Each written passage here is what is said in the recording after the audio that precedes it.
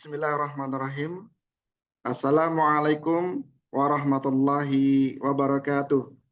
Waalaikumsalam Waalaikumsalam warahmatullahi wabarakatuh. Waalaikumsalam warahmatullahi wabarakatuh. Amsayna ala fitratil Islam wa ala kalimatil ikhlas wa ala dini nabiyina Muhammadin sallallahu alaihi wasallam wa ala millatina abina Ibrahima hanifa muslima wa makana minal musyrikin.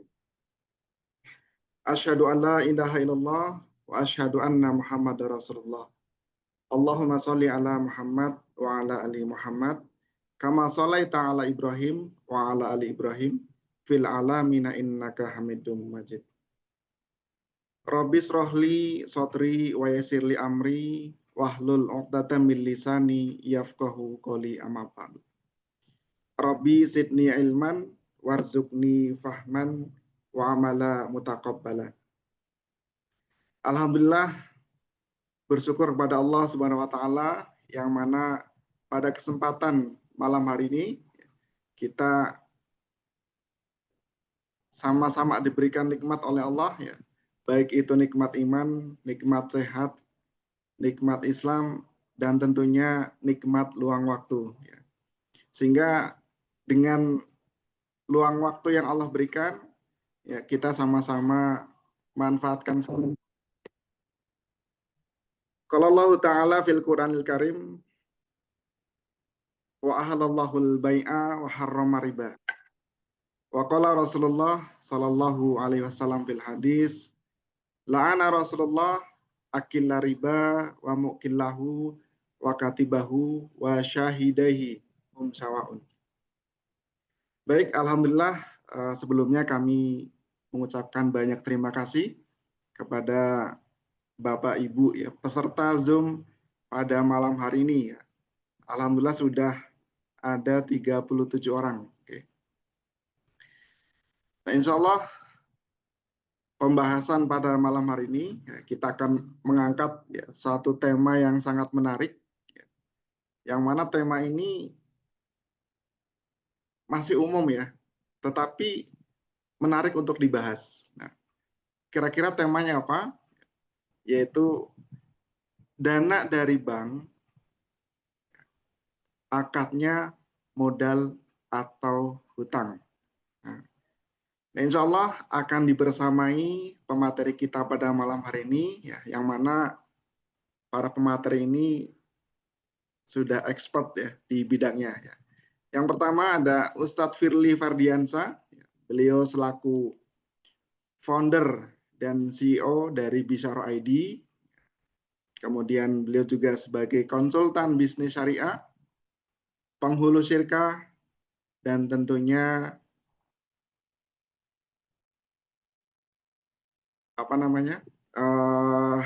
sebagai praktisi ya, praktisi yang expert dalam menangani kasus-kasus syirkah. Kemudian untuk pemateri keduanya itu ada Mr. Catur ya. Mr. Catur ini ya, beliau itu adalah seorang founder ya. Founder dan CEO dari Sigiling Corporation. Beliau juga sebagai seorang entrepreneur, kemudian pengusaha muslim, dan beliau juga punya lembaga sosial ya, yang namanya itu Sigiling Foundation. Dan beliau juga sebagai owner di Rumah Tahfiz Baitul Ulum. Baik, karena waktu juga sudah malam ya, kita akan memulai Zoom Majelis Ilmu pada malam hari ini dengan sama-sama membaca suratul Fatihah. Bismillahirrahmanirrahim. Iya kan.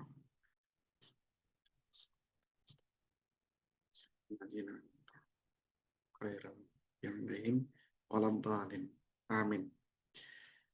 Baik, alhamdulillah Bapak Ibu semuanya dan peserta sudah 40 ya kurang lebih. Nah, kita akan menyapa pemateri pertama kita yaitu Ustadz Firly Fardiansah. Assalamualaikum Ustadz. Mohon maaf, Ustaz. Waalaikumsalam warahmatullahi wabarakatuh. Bagaimana kabarnya, Ustaz? Alhamdulillah, khair. Ya, alhamdulillah. Sehat. Nah, insya Allah, di malam hari ini kita akan mengupas ya, materi yang sangat menarik, yaitu dana dari bank itu akadnya modal atau hutang. Nah, ini sering dipraktekkan ya, terutama para pebisnis ketika membutuhkan sebuah permodalan, itu larinya ke lembaga perbankan. Nah, kira-kira menurut Ustadz itu apa yang menjadi perbedaan? Ketika lembaga perbankan itu mencairkan dananya, itu statusnya modal atau hutang, Ustaz? Silakan, Ustaz. Siap. Bismillahirrahmanirrahim. Assalamualaikum warahmatullahi wabarakatuh. Waalaikumsalam warahmatullahi Waalaikumsalam. Ya, alhamdulillahirrabbilalamin. Assalatu wassalamu ala asrofil anbiya'i wal mursalin. Sayyidina wa maulana Muhammadin wa ala alihi wa sahbihi ajmain. Amma ba'd. Oke, alhamdulillah malam hari ini kita bisa kumpul lagi di acaranya Bisyarah ID ya. Dan diskusi malam hari ini tentang dana di bank itu sebenarnya modal atau utangan. Nah, ini cukup menarik ya.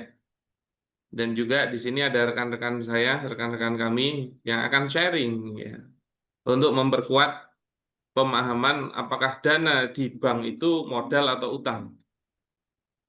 Ada rekan saya, Mr. Catur ini, ya, habis wamil kayaknya ya. Saya kira pindah ke Korea Utara jadi ikut wamil. Masuk barak KDM, Ustadz. Oh iya, makanya jangan nakal toh. Nanti dimasukin ke baraknya KDM ya. Siap. Nah, kita bisa banyak diskusi malam hari ini ya. Di Mr. Catur yang ya setahu saya dulu ya historinya pemain kapitalisme ya, dari A to Z-nya mungkin udah diicip sama beliau ya, tapi alhamdulillah sekarang sudah beralih menuju syariah, menuju ya. Dan insya Allah ini sudah menjadi perjalanan yang positif, yang baik untuk kedepannya, terutama untuk memberikan edukasi, ya edukasi kepada pebisnis Muslim terutama, yang mana kebanyakan kalau sudah bingung butuh modal mesti larinya ke bank. Nah, juga ada rekan saya yang lainnya, ada Ustadz Umar. Beliau ini dulu kuliahnya di ekonomi, ya, terus menjalankan bisnisnya, ya, juga pernah icip modal bank. Nah, tapi alhamdulillah sekarang sudah beralih. Begitu juga Ustadz Adi, itu yang orang banknya malah. Jadi malam hari ini cukup lengkap nanti kita diskusinya. Nah, saya kasih gambaran dulu mengenai akad yang akan dilakukan. Akad yang dilakukan apabila kita mendapatkan dana dari bank. Nah, sebenarnya kalau yang lebih spesifik yang kita diskusikan itu kan bank konvensional ya.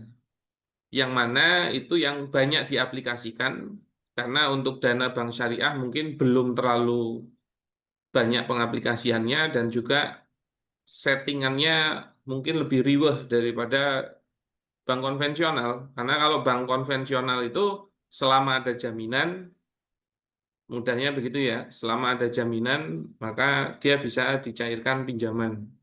Walaupun harusnya melihat kemampuan bayar juga. Nah, sebenarnya kalau kita lihat, apabila kita mendapatkan dana dari bank, yang jadi tolak ukur awal itu sebenarnya apakah dana yang sampai ke kita itu jadi milik kita atau tidak. Nah, itu titik krusialnya. Karena sepemahaman yang sejauh kita pahami selama ini, kalau kita dapat dana dari bank, maka itu memang jadi haknya kita. Maka kita gunakan untuk keperluan bisnis kita boleh. Dan kita gunakan juga untuk keperluan pribadi kita di luar bisnis juga boleh.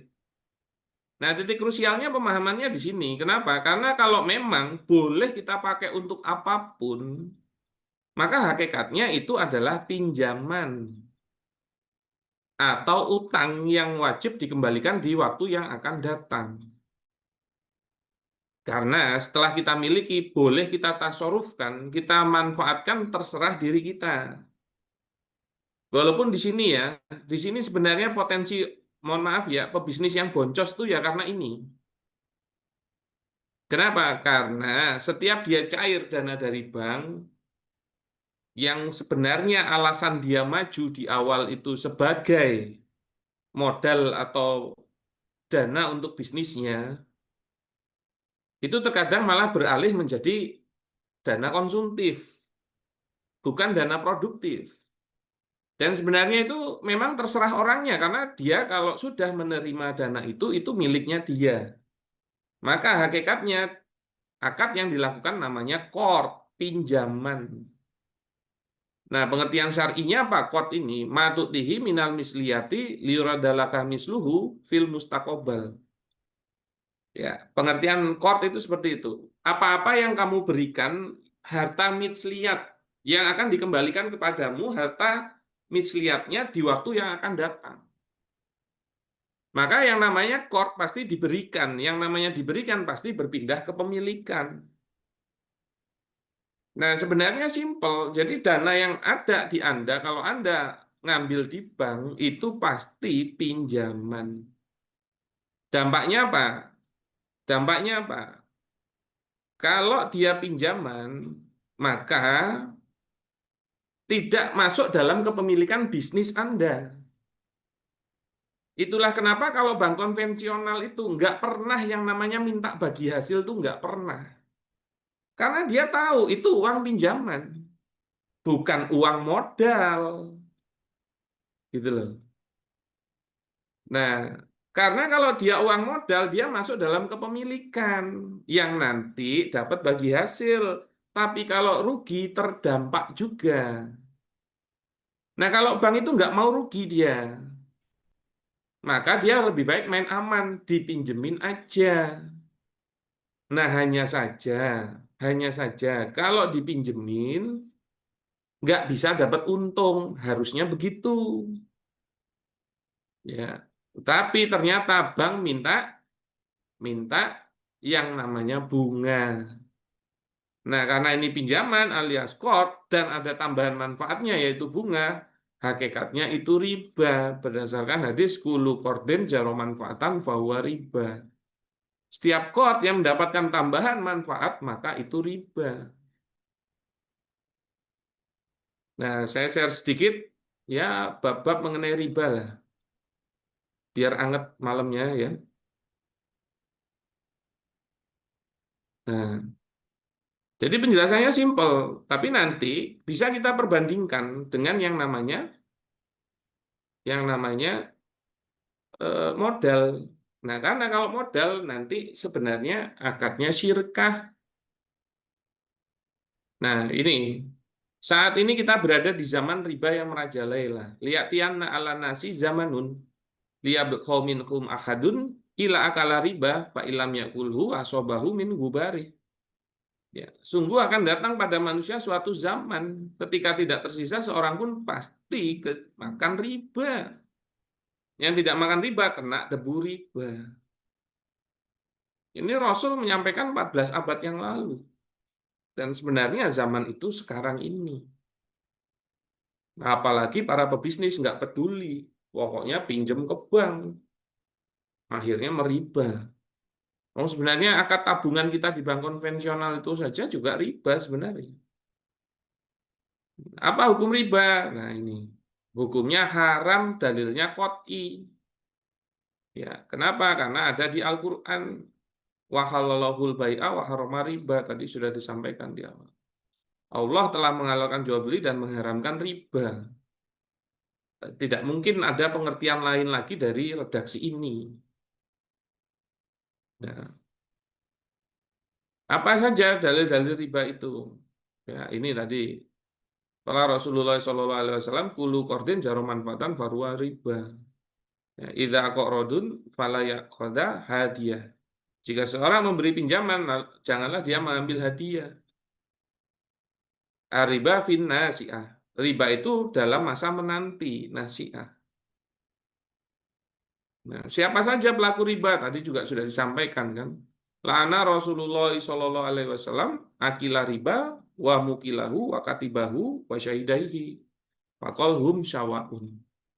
Jadi yang menjadi pelaku riba itu ada orang yang makan riba, orang yang memberi riba, juru tulisnya dan saksinya.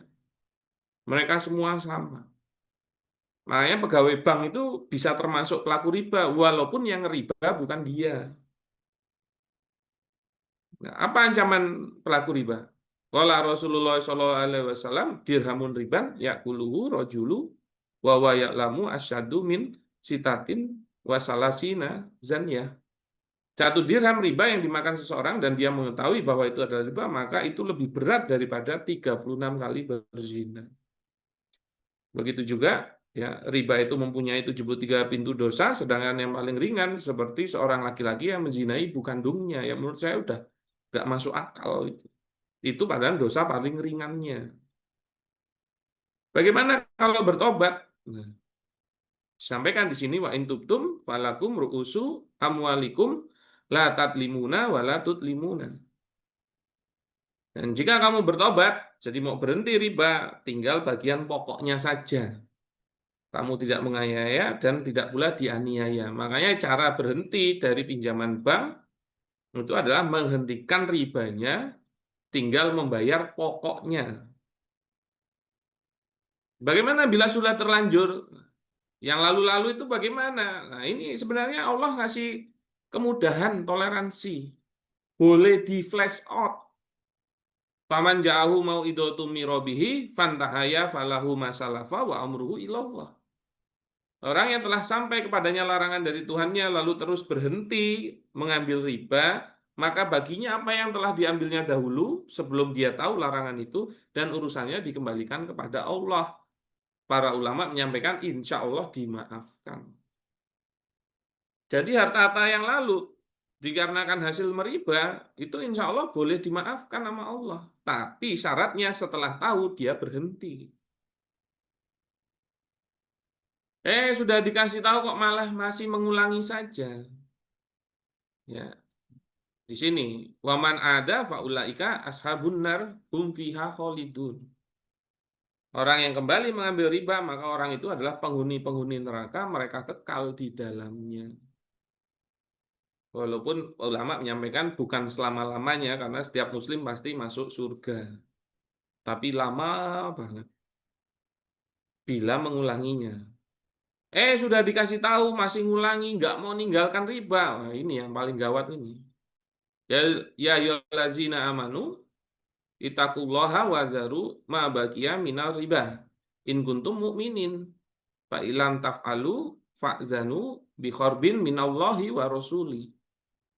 Hai orang-orang yang beriman, bertakwalah kepada Allah dan tinggalkan sisa riba. Jika kamu orang yang beriman, ini penekanan orang berimannya 2 kali. Nah, jika tidak mengerjakan meninggalkan sisa riba, maka ketahuilah Allah dan Rasul-Nya lah yang akan memerangimu. Para ulama menyampaikan diperanginya di dunia dan akhirat. Mau ngelawan Israel aja nggak berani kok. Mau ngelawan Allah dan Rasul-Nya. Iya kan? Buktinya nggak ada yang maju tuh ngelawan Israel. Palestinanya suruh ngadepin sendiri. Nah, itu gambarannya, saudara-saudaraku, mengenai riba. Ya, yang mana?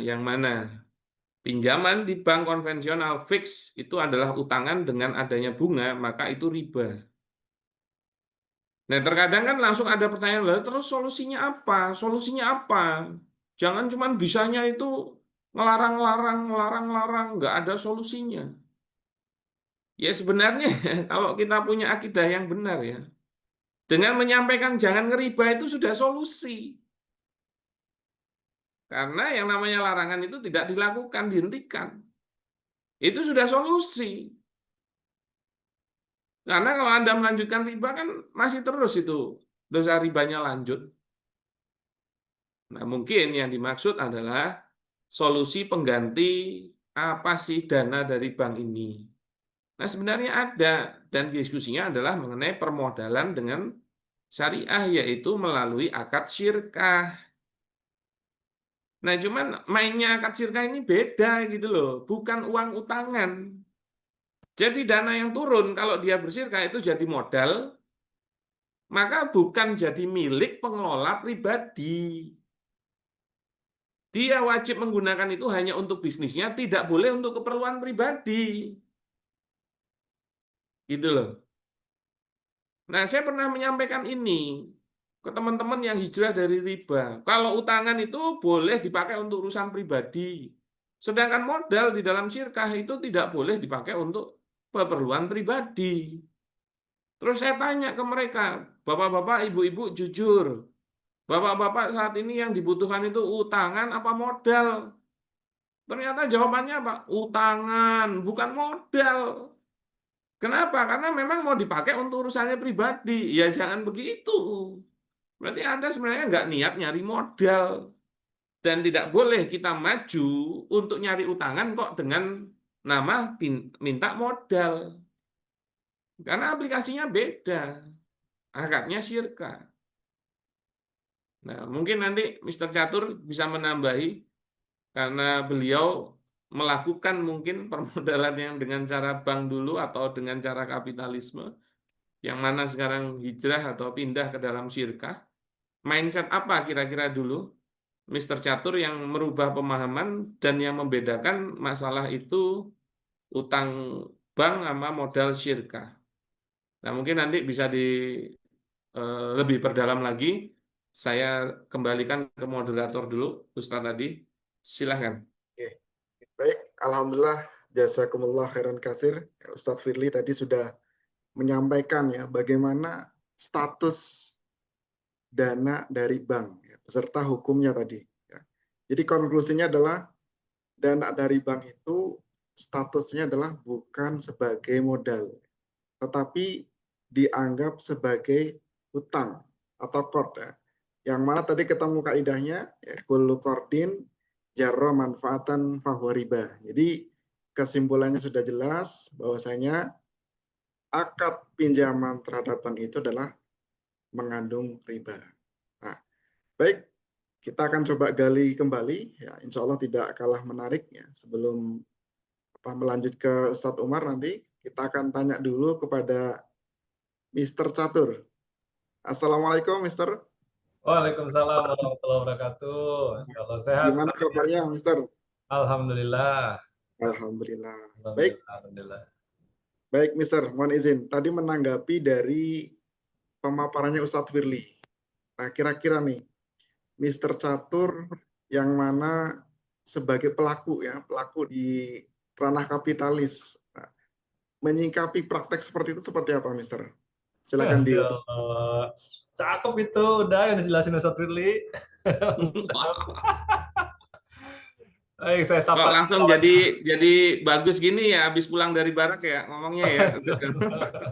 Cakep pokoknya, udah the best. Baik, saya sapa dulu. Assalamualaikum warahmatullahi wabarakatuh. Selamat malam para debitur semua.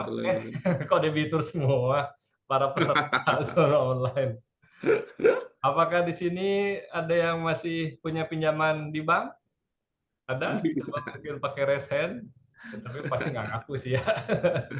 Ya, semoga kalau ada pinjaman ya berarti harusnya dia yang sharing. Waktu dia berakad sebetulnya lagi apa nih? Lagi minjem atau lagi modal? Karena sebenarnya Ustadz, menarik juga tadi yang disampaikan Ustadz ya. Menurut saya perbankan juga itu bingung dengan dirinya sendiri. Contoh, dia bilang kredit modal kerja. Kredit itu artinya adalah loan, pinjam gitu kan. Sedangkan ini modal. Jadi sebenarnya kamu tuh minjemin, modalin atau ngapain gitu kan. Dia sendiri bingung gitu. Oke, tapi sebelum ke sana saya mau disclaimer dulu nih, biar nama saya nggak rusak ini. Saya alhamdulillah mengerti dan paham di dunia kapitalis, tapi dari awal usaha waktu itu tidak pernah menggunakan dana bank. Kenapa? Bukan karena paham core, paham istilah yang harusnya begini begitu, enggak.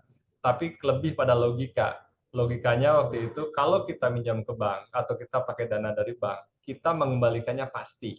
Sedangkan dalam sisi bisnis, pendapatan itu tidak ada yang bisa memastikan. Hari ini kita laku, besok-besok kita mungkin nggak laku jualan produk kita gitu kan. Nah, dari hal yang sederhana itu waktu itu saya maka tidak berani mengambil uang dari bank. Gantinya apa? Gantinya minjam uang teman dengan lebihan. Sampai podo wae sebetulnya. Cuma lebih lunak untuk Iya. Beda ya sama judul hari ini ya. Nah, Berarti harusnya judulnya dana teman yang dengan bunga gitu ya. nah ini mirip-mirip sebetulnya ya. Jadi teman itu minjemin, nolongin, atau modalin. Nah, itu juga kan menarik. Pada saat untung, bagi hasil, bagi untung ceritanya. Tapi pada saat rugi, balikin dong duit gue, gitu kan. Nah, ini juga jadi menarik juga. Nah, di sisi lain, sebetulnya memang ada yang saya perdalam lagi itu sebetulnya di dunia market. Jadi nanti kalau misalnya ada judul seluk-beluk dunia market persamaan Indonesia, apakah itu investasi ataukah judi? Nah, itu menarik tuh. Itu dalam insya Allah bisa kita bongkar. Karena kalau di sisi saham, persahaman, trading, nah saya benar-benar pelaku ke dalam-dalamnya. Sampai menjadi konsultan IPO, konsultan untuk melantaikan perusahaan ke sebuah bursa, mendapatkan dana dari market gitu ya. Baik, tapi itu disclaimer utama dulu. Jadi alhamdulillah kalau dari sisi perbankan bisa dicek di BI checking ataupun segala macam itu memang saya alhamdulillah bukan karena paham tapi awalnya, tapi karena takut. Jadi mindset yang pertama yang saya mungkin pengen share ke teman-teman juga, mau itu yang judulnya tadi aja dia udah belepotan gitu ya, tapi yang pasti mereka nggak peduli dengan kondisi usaha yang kita jalankan. Mau untung, mereka senang, akan terus datang, akan terus mungkin ngasih tambahan lagi, plafon bahasanya ditambah lagi. Tapi kalau rugi, mereka nggak mau tahu. Nah, mungkin tadi disebut ada pembicara lain, Ustadz Al-Katiri, lalu yang mantan perbankan, Ustadz Adi ya, yang juga di perbankan ya, lebih paham tuh dulu gimana cara membujuk teman-teman biar mau masuk ke dalam pinjaman atau bank. Nah, saya sendiri waktu itu lebih dalam karena banyak ya akhirnya teman-teman itu ya kan nggak mungkin lah Mister kita ngembangin bisnis saat ini nggak pakai permodalan dari bank. Siapa yang mau ngasih kita sedang kita usaha baru misalnya, atau siapa yang mau ngasih kita dengan bunga yang rendah karena sekarang setahu saya bunga perbankan itu rata-rata 9-11% saya kayak gitu. Sedangkan kalau kita pinjam ke orang meskipun dengan tanpa ada agunan, tanpa ada lain-lain itu bunganya mungkin bisa 2% sebulan gitu ya, bisa 24% setahun, lebih tinggi. Lalu gimana caranya untuk dapetin usaha? Nah, kalau sekarang memang kita bisa menceritakan ada mekanisme syirkah seperti tadi Ustadz Fili sampaikan. Tapi sebetulnya kita perhatikan dulu, even kalaupun kita bersyirkah, kita butuh sohibul mal, mindset ini juga harus kita bawa yang pertama. Apa sih yang perlu kita perhatikan di dalam kita pengelolaan uang ini? Kalau dilihat dari perspektif tadi yang seperti Ustadz Fili sampaikan, memang kalau dari sisi alurnya itu adalah pinjaman dan itu sebenarnya tertuang dalam undang-undang perbankan di mana bank itu menyalurkan pinjaman gitu ya Ustadz tadi ya. Mantan perbankan. Dia menyalurkan pinjaman sebetulnya, jelas bahasanya. Nah, bank sendiri itu kan udah praktik dari ratusan tahun yang lalu ya. Kalau kita belajar sejarah tentang adanya uang, lalu adanya perbankan itu udah dari zaman Mesopotamia malah kalau saya pernah baca gitu ya, di mana kuil-kuil zaman dulu itu jadiin tempat-tempat penyimpanan harta-harta. Tujuannya untuk apa? Untuk amanan, untuk lain-lain. Tapi di satu sisi yang ngejaga lalu yang membuat fasilitas itu kan perlu biaya. Muncullah akhirnya imbal balik. Imbal balik itulah yang disebut dengan bunga saat ini. Lebih terstruktur, lebih sistematis waktu perbankan pertama di dunia. Waktu itu kalau nggak salah di Italia, yang kalau saya pernah nonton YouTube-nya itu keluarga siapa ya Ustaz tadi ya, saya lupa. Keluarga Miceli atau Mivelli gitu, Mafioli, siapa saya lupa. Itu keluarga pertama yang melakukan praktik perbankan di dunia dengan sudah sistematis melakukan pinjaman. Nah, tujuannya apa? Tujuannya tadi, karena kami kan harus menanggung resiko. Ada opportunity loss. itu bahasa-bahasa jadi Keynesian. Kalau teman-teman belajar ekonomi, ada ibaratnya cost of fund, biaya dari uang, atau opportunity loss, kehilangan dari sebuah peluang kalau kita menggunakan, saya misalnya punya uang 500.000 misalnya, lalu saya pinjamkan ke orang. Di satu sisi mungkin saja ada opsi lain, saya minjamkan ke B misalnya, dan itu bisa menghasilkan lebih baik. Nah, kan saya anggap ini ada opportunity loss, ada kemungkinan kehilangan potensi saya mendapatkan keuntungan lebih baik, lebih besar saat saya menggolangkan atau memutar uang saya ke pihak lain. Padahal belum tentu juga ada bisnis atau ada pihak lain yang membutuhkan dana tersebut dan menghasilkan dengan imbal balik yang lebih besar.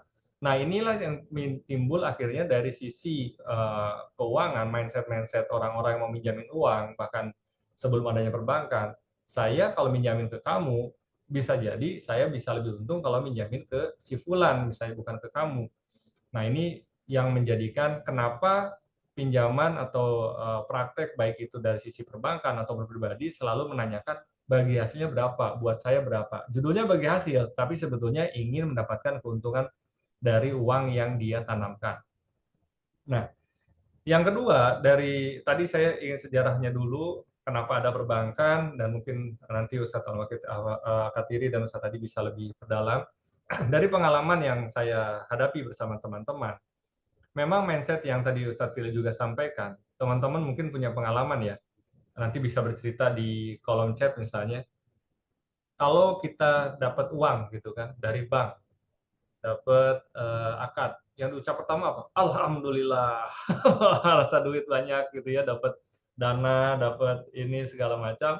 Waktu tanda tangannya bilang Bismillah kok itu. Tanda tangan Bismillah gitu kan. Pas cair, Alhamdulillah. Alhamdulillah, kita tutup dengan doa kafaratul majelis. Masya Allah.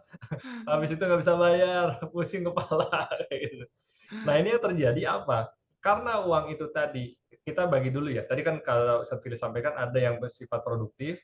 Jadi kredit itu yang saya tahu ada kredit konsumtif, ada kredit modal kerja atau produktif, ibaratnya ada kredit investasi.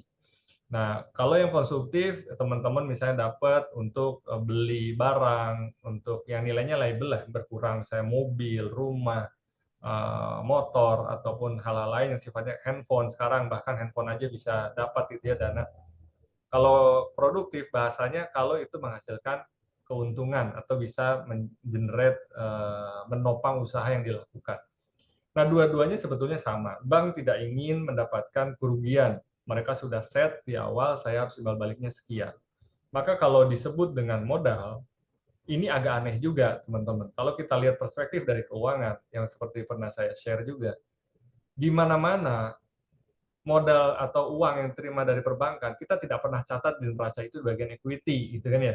Tapi dicatat di bagian liabilities, atau loan of bank, pinjaman bank. Lawannya adalah kas di asetnya.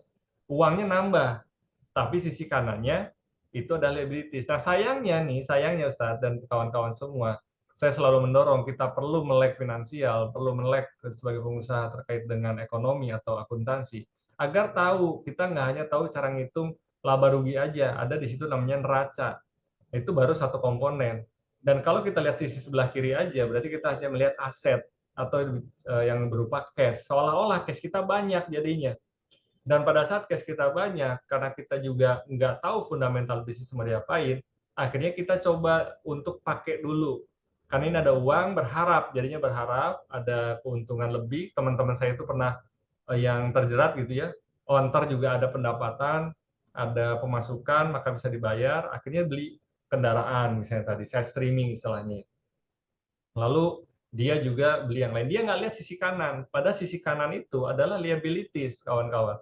Bukan lari ke equity, nggak lari ke modal, nggak pernah dicatat dalam dunia akuntansi, dana dari bank itu adalah bagian daripada permodalan, meskipun judulnya kredit modal kerja, atau kredit modal investasi, dan lain-lain.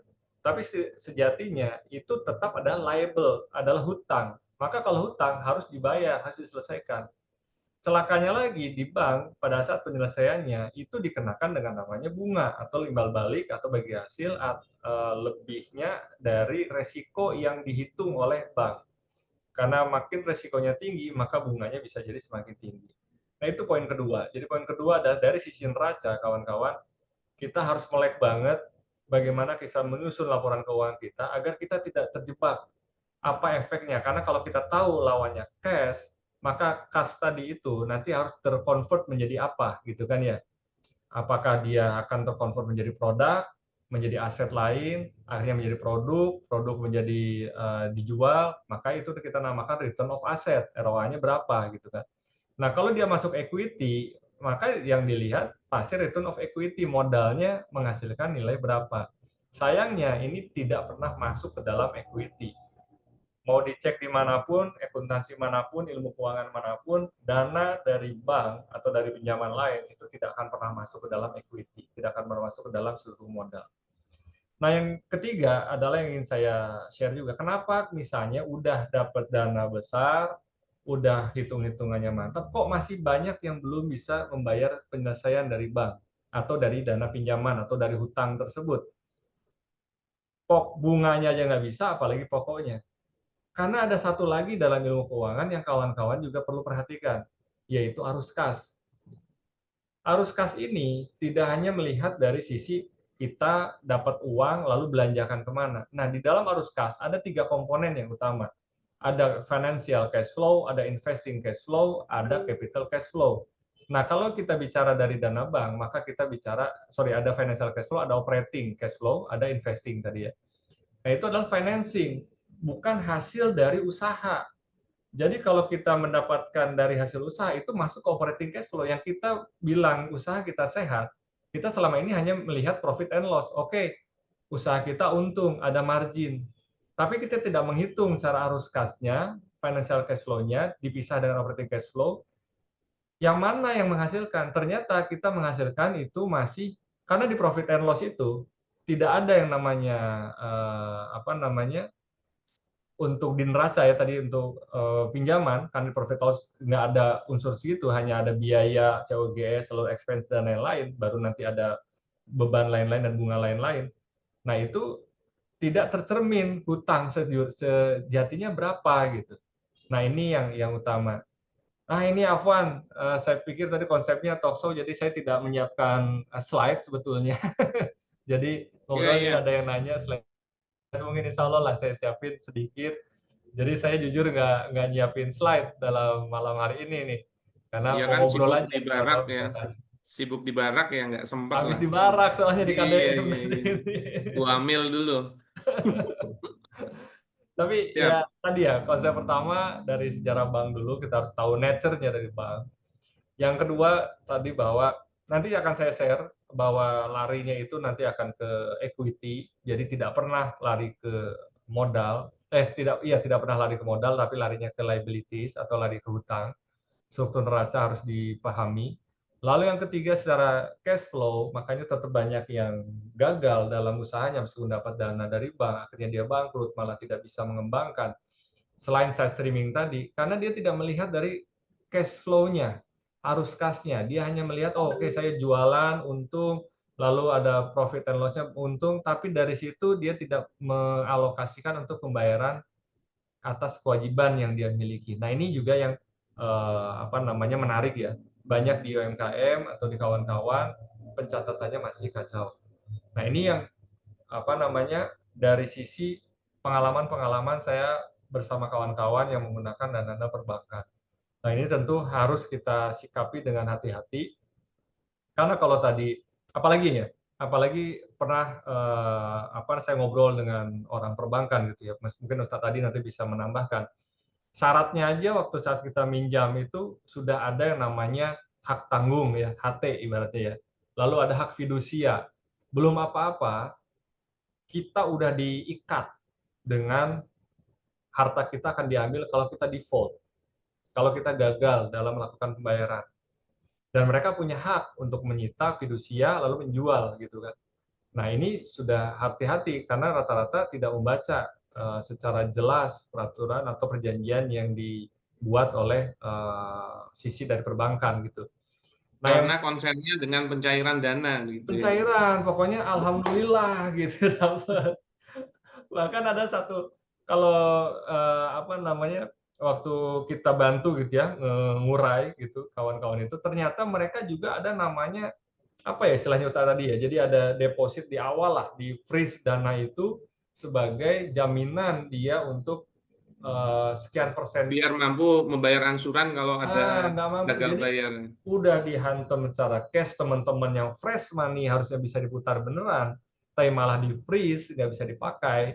Lalu harta yang ada malah dijadikan hak tanggungan, lalu ada fidusianya. Maka sebetulnya kalau secara logika kita berpikir, ini kaki kita udah diikat, tangan kita diikat, bagaimana kita mau enak melakukan bisnis. Akhirnya yang terjadi, kalaupun kawan-kawan bisa lihat, oh tapi itu jadi besar, Mister. Usahanya berkembang.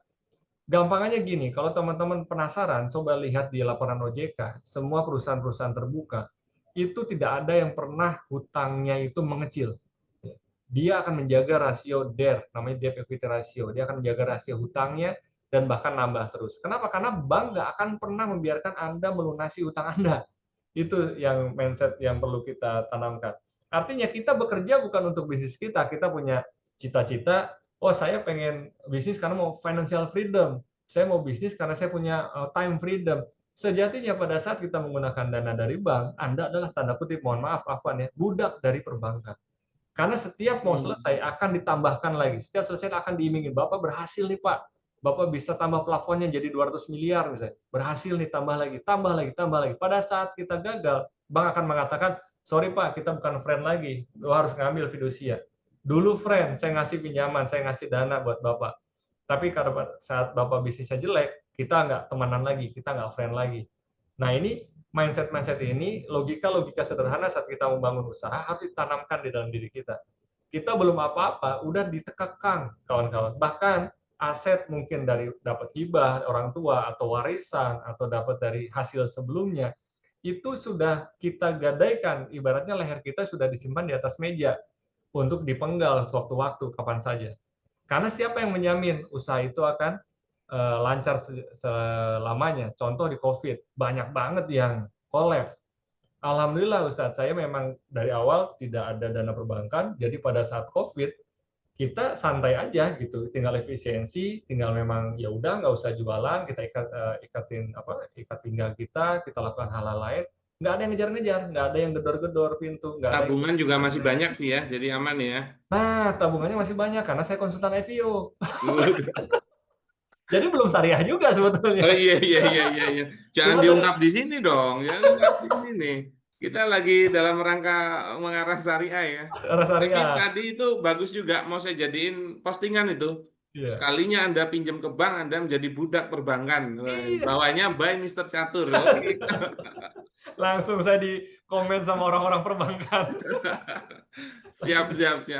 Mungkin itu nanti kita bisa diskusi lebih lanjut lagi. Mungkin ada Ustadz Al-Katiri yang ingin menambahkan sudut pandangnya secara pengalaman Ustadz Adi, dan teman-teman silakan mau bertanya case-case tertentu terkait dengan di dunia perbankan. Dan ya saya banyak menghadapi juga dengan kawan-kawan, saya bergaul dengan kawan orang bank, saya bergaul juga, nggak apa-apa dapat insight-insight karena ada data-data yang menarik kalau dari bank itu. Kita misalnya contoh nih, tahu oh bisnis ini lagi naik, bisnis ini lagi turun, salah satunya ngobrol dengan orang bank sebetulnya.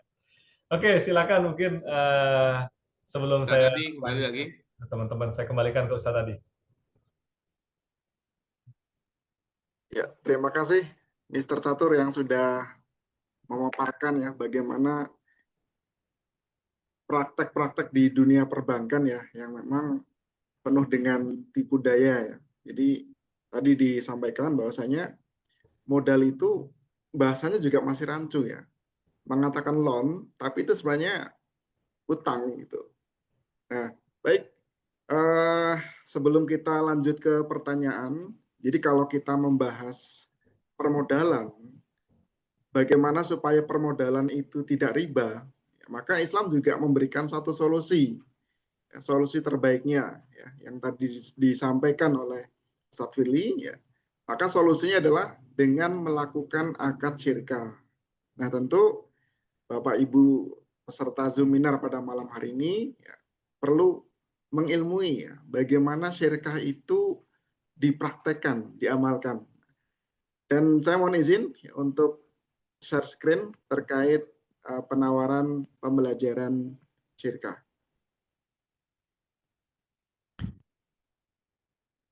Sudah kelihatan ya, Bapak Ibu? Sudah masuk. Ya. Jadi dari program dari Bisyarah Jakarta, ya, kami akan mengadakan satu event ya, sangat spesial, ya, yaitu One Day Workshop Sirkah. Ya. Nah, jadi dalam event ini, ya, insya Allah nanti akan dikupas. Ya. Salah satunya adalah mengapa bisnis harus sesuai syariah. Kemudian pengertian sirkah, hukum sirkah itu bagaimana, kemudian rukun dan syarat sirkah, jenis-jenis sirkah, bagi rugi dan bagi hasil, sampai dengan putus sirkah. Nah, insya Allah event ODWS itu akan diadakan pada hari Sabtu 14 Juni 2025. Nah, jadi kenapa sirkah menjadi solusi permodalan tanpa utang riba? Nah, jika itu solusi, penerapannya bagaimana? Apa mungkin tinggal praktek langsung paham? Yakin? Disitulah masalahnya. Ya. Pemahaman mengenai syirkah menjadi wajib bagi para pelaku bisnis. Dengan adanya solusi permodalan tanpa riba, maka salah satu problem teratasi. Tapi apa hanya sampai di situ saja? Nah, bagaimana dengan ilmu bisnis, muamalahnya, implikasinya, dan masih banyak lagi. Nah, maka menjadi wajib buat Bapak Ibu semuanya untuk mempelajari ilmu sebelum memulai. Karena dengan adanya syirkah, potensi kerugian dan pertanggungjawaban bisnis bukan hanya di Anda, tapi juga pada pemodal secara muamalah. Jadi ilmu bisnisnya juga dipelajari ya, supaya kita paham untung rugi, dan tentunya secara syariat juga dipelajari ya, supaya kita juga paham halal haram. Nah, insya Allah sebagai pematerinya nanti ada Ustadz Firly Ferdiansa ya, sebagai founder dan CEO Bisyarah ID, penulis buku Udah Sirkahin Aja, pengusaha muslim dan penghulu syirkah. Dan insya Allah juga dibersamai oleh dengan Ustadz Umar Al-Katiri. Beliau juga sebagai founder Bisyarah ID Jakarta, praktisi syirkah, investor, dan pengusaha muslim. Dan insya Allah nanti juga bersama saya juga ya, sebagai praktisi ya, khususnya ex perbankan syariah. Dan saya juga sebagai analis bisnis syariah.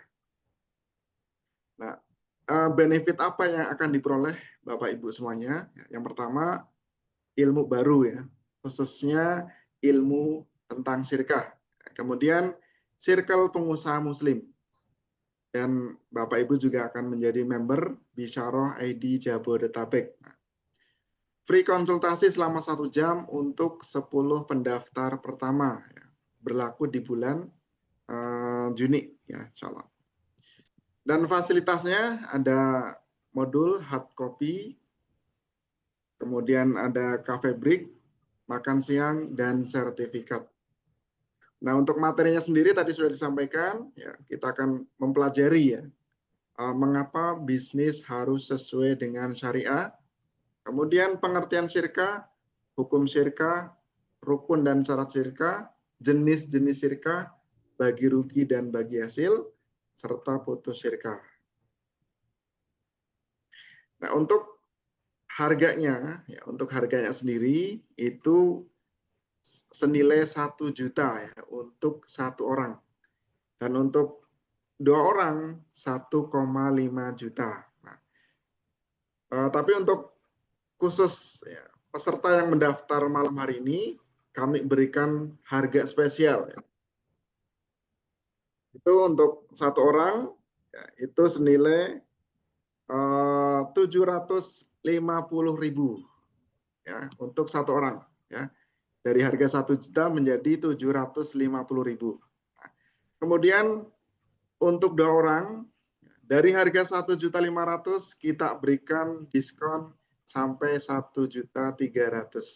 Silakan Bapak Ibu yang memang berminat ya, ingin mempelajari bagaimana solusi permodalan tanpa utang dan tanpa riba. Nah, insya Allah ada pada One Day Workshop syirkah yang nanti akan dibedah pada hari Sabtu 14 Juni 2025. Nah, untuk tempatnya di Hai Hotel Jakarta Pusat. Baik, mungkin itu sebagai informasi ya, pemberitahuan kepada peserta Zoominar pada malam hari ini. Ya. Jadi kuncinya itu kita nggak boleh melakukan amalan sebelum punya ilmunya terlebih dahulu. Ya. Jadi nggak boleh ya kalau dalam bermuamalah lebih baik mempelajari ilmunya terlebih dahulu baru praktek. Nah, jangan sampai dibalik, praktek dulu, nanti kalau salah, kalau nanti akadnya tidak sah, baru konsultasi kepada Ustadz. Nah, ini jangan sampai dilakukan. Baik, mohon izin. Sebelum kita melanjut ke sesi tanya jawab, ya, kita akan coba mendengarkan ya pengalaman dari Ustadz.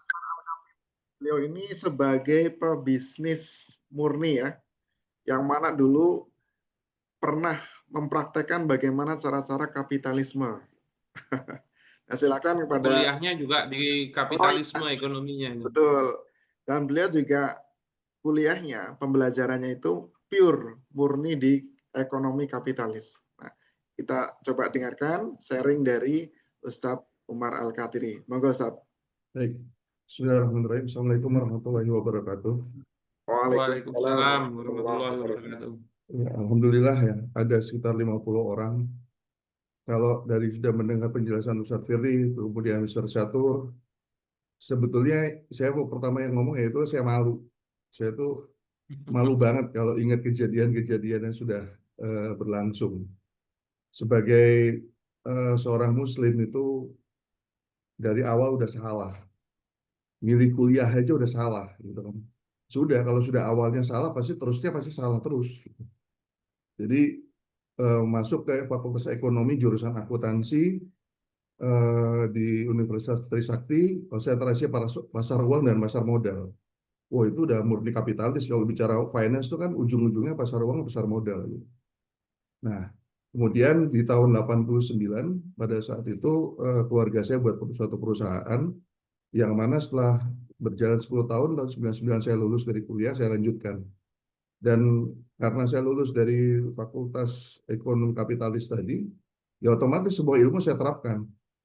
Bahkan ada istilah, kalau yang namanya kita bisnis pengusaha itu, yang keren itu kalau bisnis nggak pakai modal sendiri.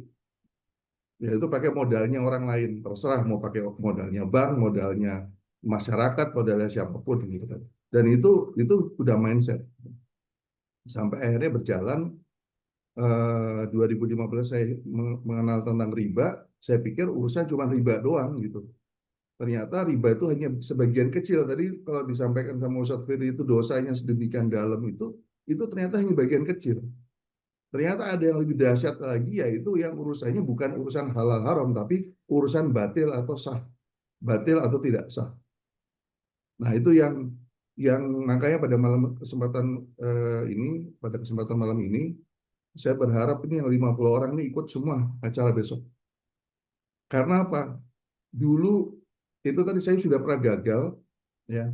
Dan ternyata berbicara syirkah itu dulu orang gampang, itu syirkah, dikit-dikit syirkah, tapi ujung-ujungnya berantem gitu. Kenapa? Kok bisa begitu? Karena ya mereka nggak belajar, mereka nggak tahu ilmunya. Nah, singkat cerita dari tahun tadi saya bilang usaha saya didirikan keluarga itu tahun 89, kemudian 99 saya lanjutkan, 99 itu saya pinjam modal bank dari yang tadi asalnya 100 juta sampai 2 miliar. Nah, cuman karena saya memang prinsipnya kalau pakai uang itu saya mikir untuk bayarnya, maka pada waktu saya jalanin usaha itu uang modal kerja 2M itu nggak pakai. Jadi setiap akhir bulan saya pindahkan rekening modal kerja itu ke giro, terus begitu. Nah, saya berpikir pada saat itu saya berhasil mengelola keuangan dengan cara kapitalis. Gitu. Sampai akhirnya tahun 2015 saya mengenal yang namanya istilah riba tadi. Nah, dari situlah akidah saya dibongkar. Dan sejak saat itu akhirnya saya mulai istilahnya itu mencoba mencari dari berbagai ustadz, ketemu ustadz, berbagai ustadz. Nggak seperti sekarang yang namanya ODWS atau seminar itu bertebaran di mana-mana dengan mudah. Dulu begitu susah. Jadi saya jatuh bangun, jatuh bangun, jatuh bangun. Nah, singkatnya makanya saya himbau kepada saudara-saudaraku sekalian, ya, saya sudah merasakan apa namanya kegagalan. Jadi kepada antum semua jangan deh ngulang kegagalan yang sudah saya jalankan. Jadi ini ODWS ini saya nggak ngomong mahal, nggak ngomong murah ya. Tapi ini kesempatan, please jangan dilewatkan. Supaya apa? Supaya pengalaman saya yang dulu itu yang bertahun-tahun dari tahun 99 sampai 2021, berapa tahun itu? Saya baru bisa memperbaiki bisnis saya di tahun 2021 sampai sekarang dikonvert dengan bisnis syariah, itu perjalanan cukup panjang. Karena keterbatasan pada saat itu. Nah, sekarang sudah ada kesempatan begini, please jangan disia-siakan. Itu saja Ustadz Adi, Ustadz Gatot dan Ustadz Tebi. Terima kasih. Siap. Terima kasih sharingnya, Ustadz Umar. Yang mana proses memperbaiki juga terkadang nggak sebentar ya. Karena biasanya kalau pinjaman banknya udah dalam, sudah lama, ya itu mau memperbaikinya juga nggak simpel. Dan yang lebih ngeri itu sekarang kalau udah pakai pinjol dan lain-lain itu loh. Dia nggak pakai agunan, nggak pakai jaminan. Iya. Kalau pinjaman bank yang benar itu malah harus ada agunan. Maka sebenarnya kalau mau nyelesain itu dan agunan itu memang real, benar ada, itu bisa dengan menjual agunan itu. Tapi juga banyak yang agunannya salah, itu miliknya orang juga diagunkan gitu loh. Padahal tidak boleh ya. Misalnya anaknya yang mau minjem pakai punya orang tuanya, itu sebenarnya juga nggak sah dari sisi syariah ya. Karena harusnya barang yang bisa dijaminkan itu adalah barang yang harusnya miliknya dia, bukan milik orang lain. Apalagi kalau minjem sertifikatnya temennya, saudaranya, itu semakin berantakan. Dan banyak yang sampai stres ya. Walaupun kalau mau ngomongin yang akhirnya berhasil ya ada. Jadi sebenarnya Anda tidak mengambil pinjaman bank itu bukan mengenai Anda nanti berhasil atau tidak. Karena yang tidak berhasil ada, yang berhasil ada. Dan mohon maaf ya, mereka yang bermasalah dengan pinjaman bank, itu bukan hanya masalah riba menurut saya. Salah satunya itu adalah pengelolaan keuangan. Ya. Itu dananya yang harusnya produktif, malah dipakai konsumtif. Akhirnya cash flow bermasalah dan bisa bangkrut. Makanya diceknya dari dua sisi itu. Nah, yang nggak enak itu apa? Setelah bermasalah gini, baru dia keluar-keluar, oh iya riba. Padahal pengelolaan keuangannya juga bermasalah. Nah, itu kalau dapat modal, bermasalah lagi itu orang. Kalau keuangannya juga nggak benar. Nah, makanya kita harus posisikan dengan tepat, ya. Nah, jadi bisa kita simpulkan malam hari ini, dana dari bank itu sebenarnya pinjaman alias utang, bukan modal. Makanya dia nggak pernah minta bagi hasil karena dia tahu dia tidak masuk dalam kepemilikan bisnis.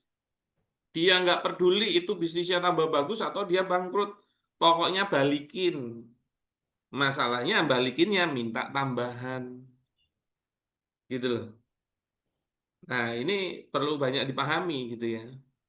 Dan sebenarnya kalau mau pakai analisis logis yang seperti Mr. Catur tadi bilang ya itu juga masuk gitu loh. Cuman kan harusnya yang menjadi dasar kita melakukan amalan harusnya syariah itu dulu. Begitu, guys. Monggo Ustadz Adi kalau mau masuk tanya jawab dan juga diskusi silakan. Ya, baik, terima kasih tadi Ustadz Umar Al-Katiri sudah sharing ya terkait pengalamannya beliau, dan kita langsung masuk ke sesi tanya jawab ya. Ada Bapak Trimulato. Pak Trimulato, Assalamualaikum. Saya Tri dari Makassar. Izin bertanya, apakah yang dimaksud dengan kredit atau pembiayaan produktif investasi? Mengapa bank konvensional dan syariah lebih suka menyalurkan pembiayaan konsumtif bukan produktif? Apakah skema pembiayaan investasi memiliki risiko yang lebih besar dibanding yang konsumtif? Bagaimana penyaluran pembiayaan produktif untuk usaha dengan skema bagi hasil? Terima kasih. Yes. Baik, Ustadz, ini mau dijawab siapa nih kira-kira? Ustadz Adi lah, mantan perbankan. Silakan kalau Ustaz tadi mau jawab. Oke. Baik, mohon izin ya Pak Tri. Jadi yang dimaksud dengan kredit pembiayaan produktif ya, atau investasi itu khusus untuk kredit modal kerja. Ya, jadi kalau konsumtif itu lebih tepatnya kalau di bank syariah itu kepada murabahah ya. Murabahah itu KPR, Jual beli. kemudian ya jual beli ya, KPR, kemudian kepemilikan kendaraan yang sifatnya konsumtif. Tapi kalau untuk pembiayaan produktif ya itu lebih cenderung ke usaha SME ya, loan ya, atau apa namanya tadi modal kerja. Nah, kemudian mengapa bank konvensional dan syariah lebih suka menyalurkan pembiayaan konsumtif bukan produktif? Nah, sebenarnya kalau untuk di bank konvensional itu baik konsumtif maupun produktif diambil ya. Karena kalau di bank konvensional itu tidak melihat peruntukannya untuk apa ya. Tapi semua kebutuhan ya, itu akadnya utang. Makanya sangat berpotensi terhadap side streaming ya, pelanggaran ya. Yang tadinya bilangnya butuhnya barang, ternyata dikasihnya uang. Nah, ini potensi side streaming ya, penyalahgunaan apa namanya? Praktek ya. Sehingga potensi untuk melakukan kesalahannya itu sangat besar sekali. Jadi kalau di konvensional itu tidak apa namanya secara porsi lebih suka menyalurkan pembiayaan konsumtif bukan produktif. Jadi karena kalau di konsumtif itu apa namanya analisanya itu lebih mudah ya, dibanding dengan produktif begitu. Kemudian apakah skema pembiayaan investasi memiliki risiko yang lebih besar dibanding yang konsumtif? Nah tentu ya. Dari sisi risiko pun juga lebih besar ya kalau dibandingkan dengan konsumtif tadi. Karena kalau produktif itu pasti kan ada apa namanya loss ya, kerugian yang ditanggung oleh pihak perbankan juga. Kemudian bagaimana penyaluran pembiayaan produktif untuk usaha dengan skema bagi hasil. Jadi kalau di perbankan tadi sudah disampaikan bahwasanya bank itu tidak pernah memberikan dalam bentuk loan, ya, dalam bentuk modal, tetapi hutang. Nah, kalau akadnya hutang, itu nggak ada rumus bagi hasil sebenarnya. Ya.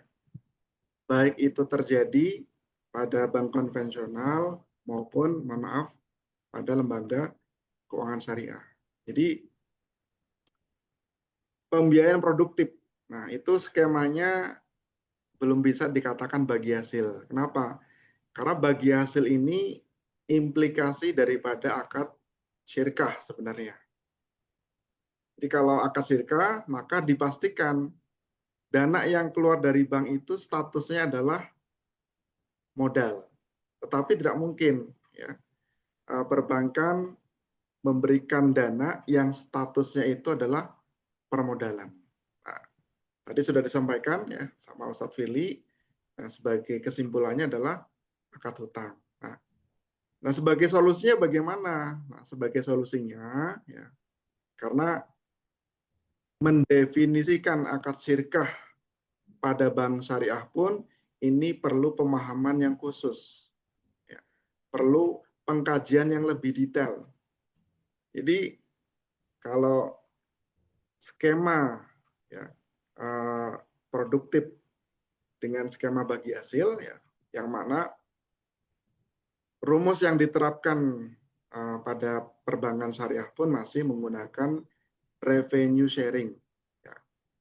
Jadi perbankan itu tidak menggunakan rumus profit and loss sharing. Nah, saat ini belum ada perbankan yang menggunakan rumus profit and loss sharing. Nah, jadi secara kesimpulan, menurut pemahaman saya, maka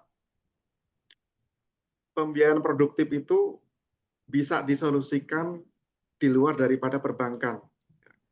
Yang mana sebagai solusi terbaik ya, yang dikeluarkan oleh syariat itu transaksi pengganti riba. Nah, transaksi pengganti riba ini ya nggak ada istilah lain. Ya. Kalau di situ membahas permodalan, pasti menggunakan akad syirkah. Kalau di situ dibahas akad investasi, maka di situ pasti dibahas akad syirkah. Nah, jadi Islam sendiri sudah memberikan solusi ya, supaya tidak riba, maka jangan pernah menyentuh area perbankan ribawi.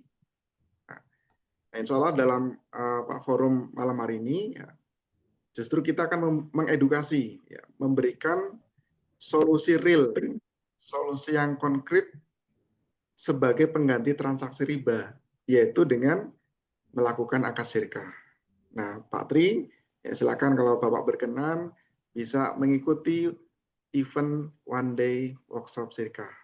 Nah, mungkin seperti itu, Ustadz Firly, Mr. Catur, jawaban dari saya. Ya.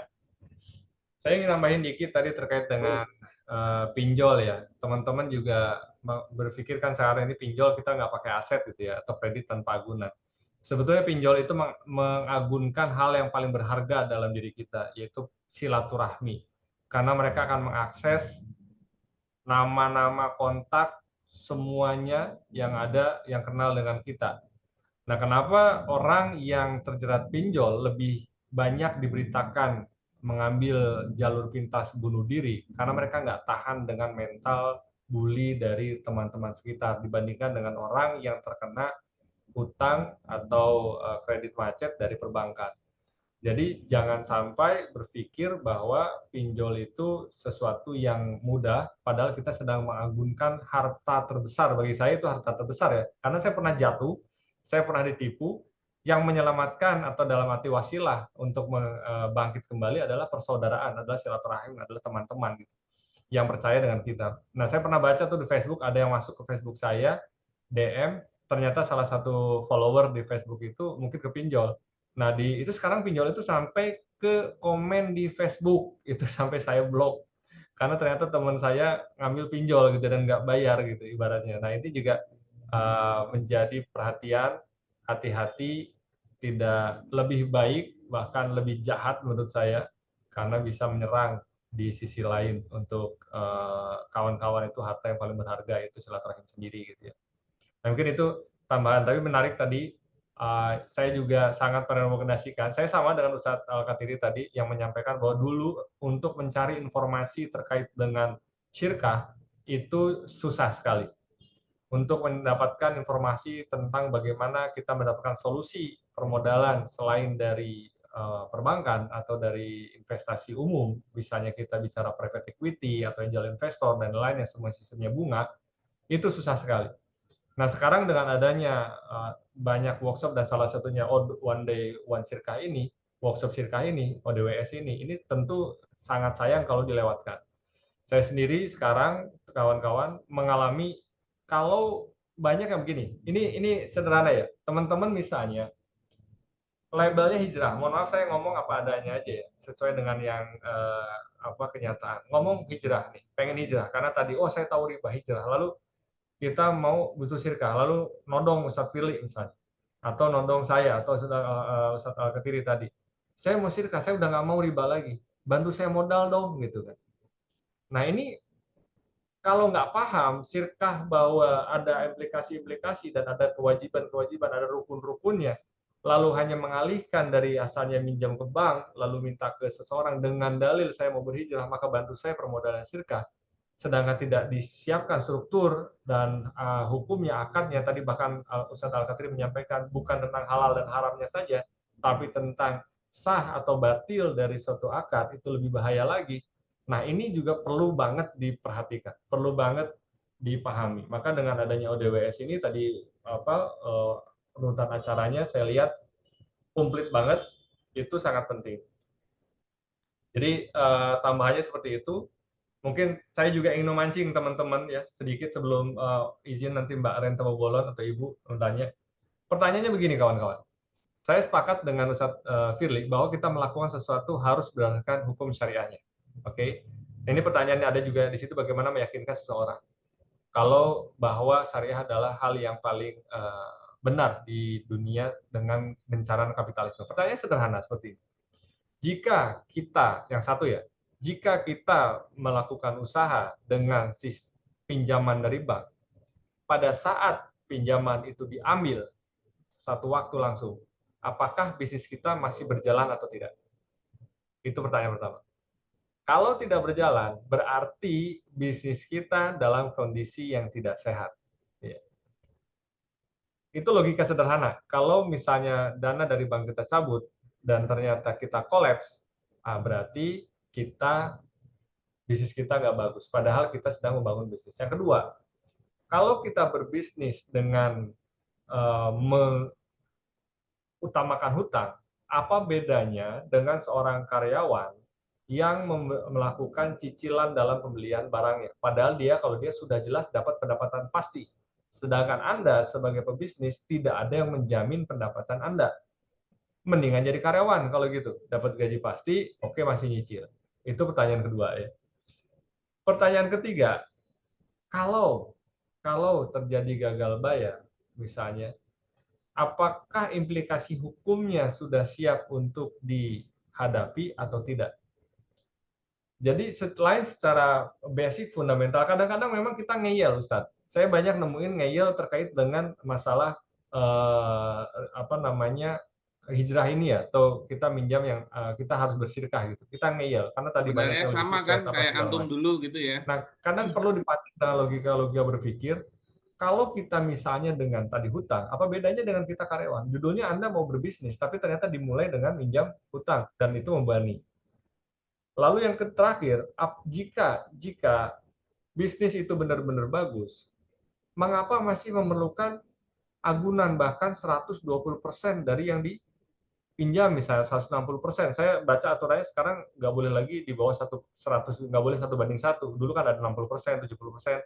Gara-gara defaultnya waskita itu akhirnya lebih jadi 120 atau 160, bahkan 200%. Misalnya minjam 1 miliar, jaminannya 2 miliar. Asetnya 2 miliar, mendingan asetnya dijual, jadiin modal, itu lebih clear. Nah, teman-teman, logika-logika itu harus dibongkar.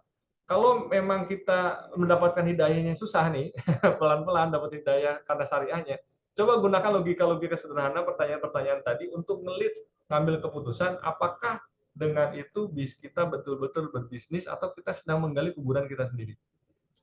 Nah, itu aja tambahan dari saya. Silakan, Ustaz. Ya. Baik, terima kasih Mr. Catur ya untuk tambahannya. Mungkin kita menjawab satu pertanyaan dari Pak Rain Tambu Bolon ya, yang sudah raise hand. Silakan Bapak Tambu Bolon, bisa open mic atau on cam. Terima kasih Ustaz. Mohon izin, saya sedang di jalan jadi nggak bisa open cam. Nggak apa-apa ya Ustaz ya? Ya, silakan. Baik, makasih juga Ustadz Firly dan Ustadz Omar sama Mr. Catur. Jadi saya dari Xbank, kebetulan memang sama teman sedang menjalankan bisnis percetakan gitu ya. Nah, kami ingin ada rencana untuk ekspansi bisnis gitu ya, untuk perluasan bisnis. Tadi kita memang udah nggak mau masuk ke bank gitu, Pak Ustadz. Nah, cuma kalau kita bawa, mungkin saya pengen tahu apakah mudah gitu mendapatkan investor yang sefrekuensi, artinya di situ bukan hanya bagi hasil ya, tetapi juga ada bagi rugi gitu ya. Nah, itu karena beberapa kali proposal yang kita bawa itu agak mentok ketika kita pengen benar-benar, bukan benar-benar karena saya juga belum paham tentang sirkas secara utuh gitu ya, tapi artinya ketika sedikit banyak kita jelaskan nanti akan ada bagi hasil dan bagi rugi, banyak yang nggak jadi gitu, para pemodalnya jadi takut gitu. Nah, mungkin saya pengen tahu apakah mudah untuk mendapatkan investor yang mau bagi ruginya juga gitu. Itu pertama. Yang kedua boleh Ustadz ya. Yang kedua, lalu bagaimana kalau terjadi apa ya, mungkin salah hitung lah, atau pada saat berjalannya sirka itu tidak sesuai dengan kesepakatan di awal. Mungkin karena ada kondisi-kondisi yang menyebabkan bisnis turun gitu. Seperti apa penyelesaian secara syariahnya juga. Terima kasih, mungkin itu saja pertanyaan dari saya. Assalamualaikum warahmatullahi wabarakatuh. Waalaikumsalam Waalaikumsalam warahmatullahi wabarakatuh. warahmatullahi wabarakatuh. Baik, terima kasih Pak Ren Tamu Bolon. Nah, mungkin untuk jawabannya langsung dengan Ustadz Firly. Silakan. Ya, jadi sebenarnya kalau mengenai bisa dapat modal atau enggak, ya semua itu harus diikhtiarkan. Nggak ada bedanya kok kalau Anda mau minjem ke bank itu. Nggak ada jaminan juga pasti cair. Nah, pertanyaannya Anda itu sudah punya ilmunya belum? Yang mana sebenarnya kalau Anda ingin punya rekanan yang sefrekuensi, maka Anda sendiri itu harus bisa mengedukasi mereka. Ya. Hanya saja mengedukasinya juga butuh ilmu. Maka kemungkinan permasalahannya bukan di luar, tapi di dalam. Ya, Anda sendiri belum punya pemahaman yang fix mengenai syirkah yang syar'i itu seperti apa. Yang mana sebenarnya semua orang juga open untuk mau dananya dikelola sebagai modal. Tapi memang perhitungan itu juga harus menarik. Selain memang edukasi tentang syirkahnya sendiri harus fix. Sekali lagi ini mengenai ilmunya dulu. Nah, maka sebenarnya Anda tidak bisa paksakan orang untuk mengerti kalau Anda sendiri belum mengerti. Iya kan? Jadi sebenarnya hanya orang yang mengerti yang bisa memberi pengertian. Kalau orangnya sendiri nggak ngerti, ya tidak bisa memberi pengertian, wong dia sendiri nggak ngerti. Dan menurut saya, permasalahan Anda belum sampai lolos dapat investor, kemungkinan memang, mohon maaf ya, ilmunya jenengan belum mencukupi untuk bisa mengedukasi itu. siap. Nah, makanya idealnya bagaimana? Semua pihak yang berakad itu harusnya paham.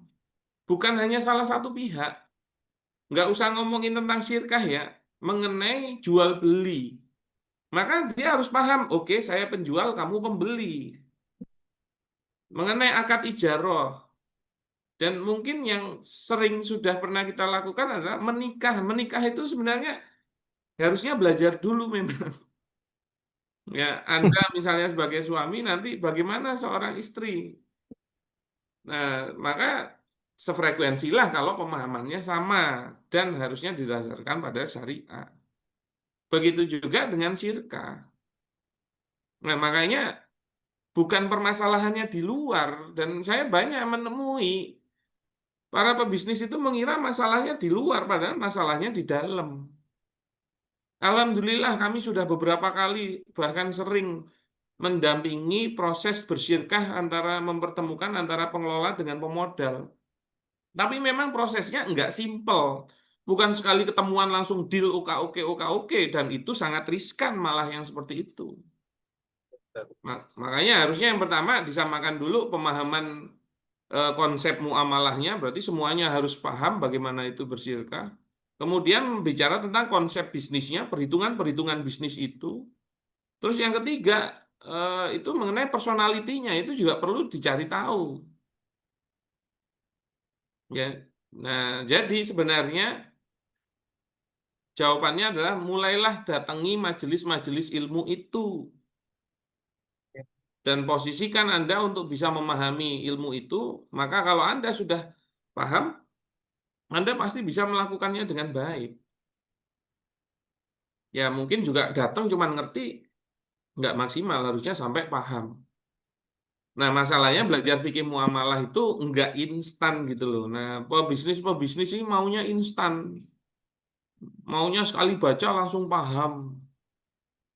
Nah padahal harusnya datang ke majelis dengan adanya guru. Nah silahkan Anda bisa datangin majelis apa di mana saja, tapi terlepas itu Bisyaro sendiri ada agenda ODWS itu. One day workshop sirkah. Kita akan diskusikan seharian mengenai sirkah itu. Nah, nanti ada gambaran-gambarannya yang membuat Anda menjadi lebih mudah, lebih paham untuk melakukannya ke depan.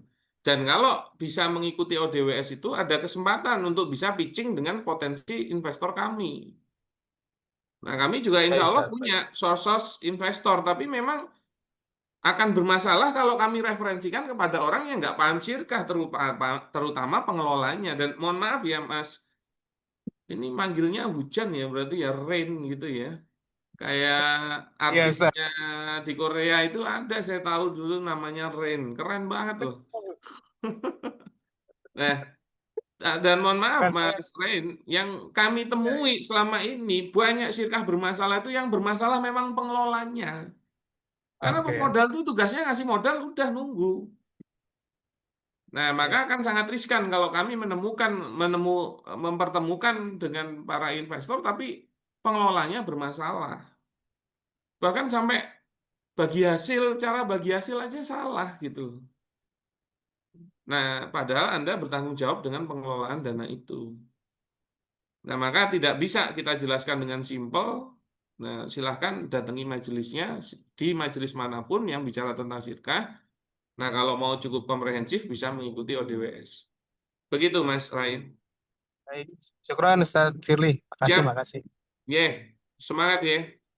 Siap, Ustaz. Baik, terima kasih tadi pertanyaan terakhir dari Pak Rain Tambu Bolon. Ya.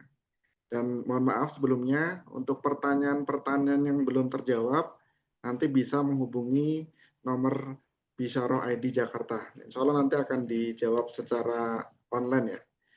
Baik, karena waktu juga sudah mepet, jadi kami mengajak kembali ya, kepada peserta Zoominar pada malam hari ini ya, untuk mengikuti event One Day Workshop Sirkah pada Sabtu ya, 14 Juni 2025 di High Hotel Jakarta.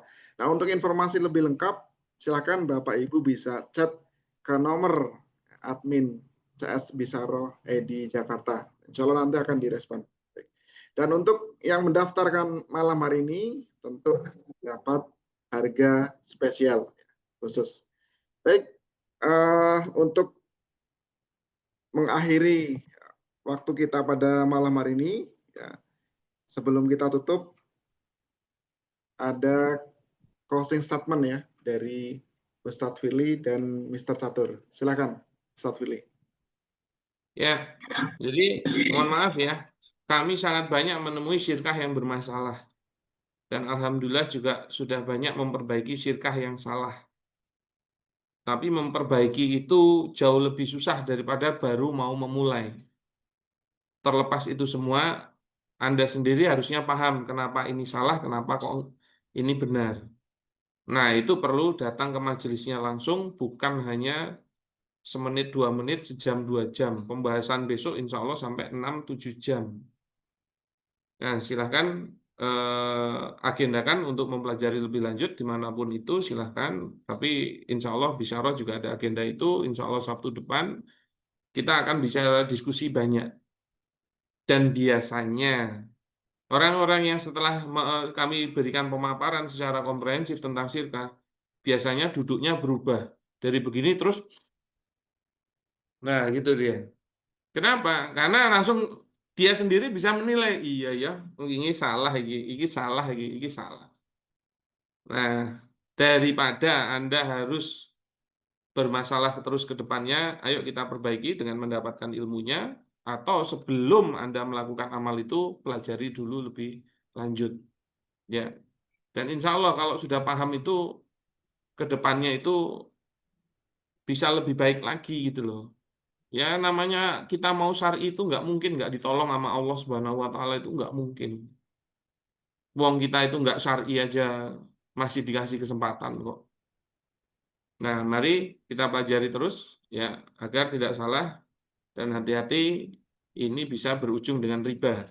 Jadi pinjaman modal di dana di bank itu akan menjadi ribawi, tapi juga sirkah yang salah itu juga bisa jadi ribawi.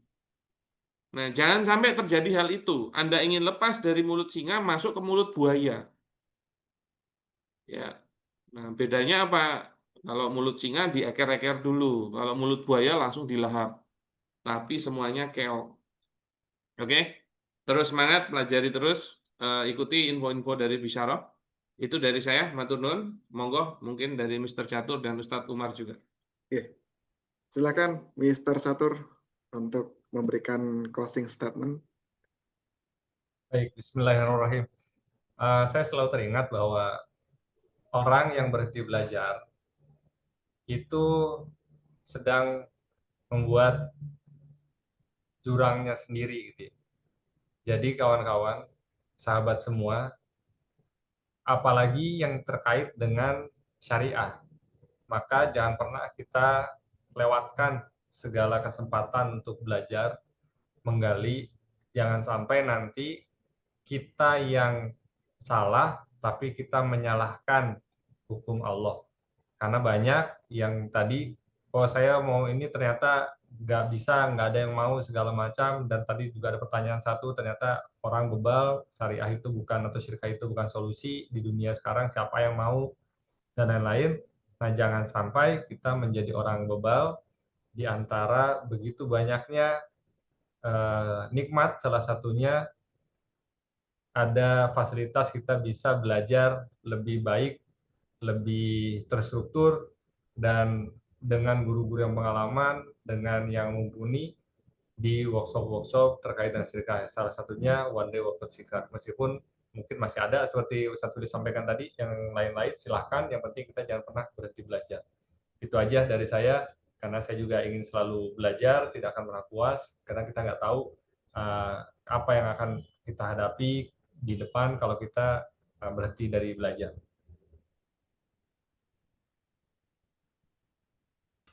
Baik, terima kasih Mr. Catur ya, untuk closing statement-nya.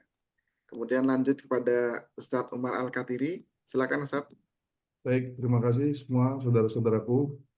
Ekonomi itu ilmu, tapi ekonomi Islam itu adalah sistem. Maka kita semua yang ada di sini sebagai orang Muslim, sebagai seorang Islam, harusnya siapa lagi yang akan bangun sistem ekonomi Islam? Syirkah adalah satu-satunya solusi bisnis yang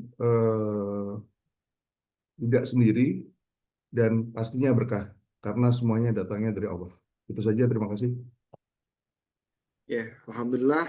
Terima kasih Ustadz Firly, Mr. Catur, dan Ustadz Umar yang sudah memberikan statement closing-nya. Dan karena waktu juga sudah berakhir, ya, rangkaian acara pada malam hari ini sudah selesai. Nah, baik, kami tunggu Bapak Ibu semuanya ya, untuk berpartisipasi ya, aktif bagaimana kita menghidupkan ya, sistem ekonomi Islam dalam kepribadian kita. Nah, jadi jangan sampai kita berbisnis tetapi tidak menggunakan cara-cara yang Islami. Baik, Bapak Ibu semuanya, sebelumnya kami minta maaf dan berterima kasih ya, kepada Bapak Ibu semuanya yang sudah hadir dalam acara Zoominar malam hari ini. Dan mari sama-sama kita tutup majelis kita pada malam hari ini dengan membaca istighfar, hamdalah, dan doa kafaratul majelis. Astagfirullah.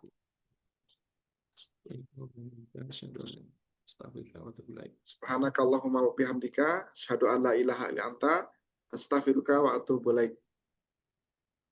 Afa minkum dari kami, dan mohon maaf bila mana terdapat banyak kekurangan.